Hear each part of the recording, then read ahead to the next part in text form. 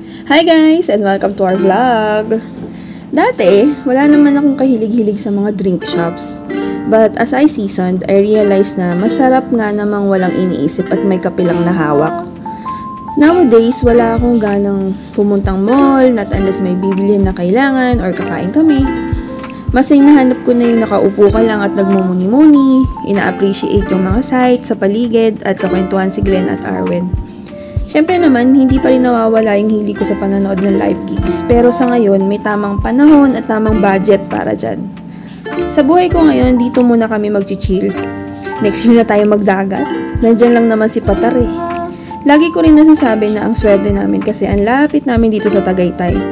Anytime na gusto namin mamasyal, nandyan lang siya, 1 hour away. Today, dito kami nag-lunch at naghanap ng hot choco. Hindi naman kami nabigo. Masarap at classic na hot choco ang natagpuan namin. Soon, mag-staycation naman kami.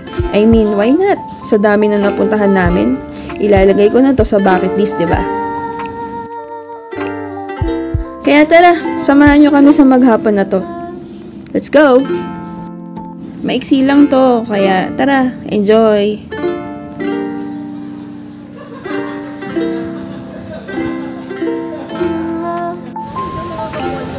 Ano na ka rin?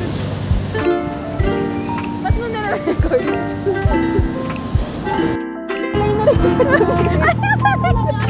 Let's say 2020. Wala yun. Ano picture lang ito dyan?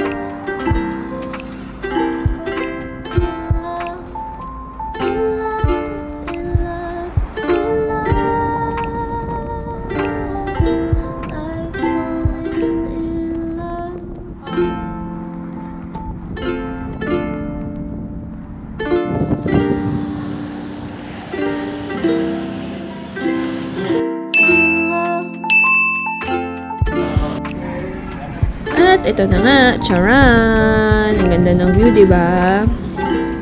Halos katabi lang ng shop na to yung rotonda pag nasa Olivares Road ka na.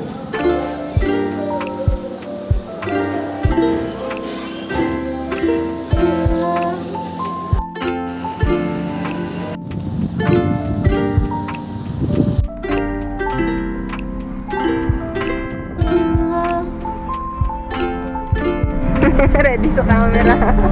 Meron si Ron. Meron.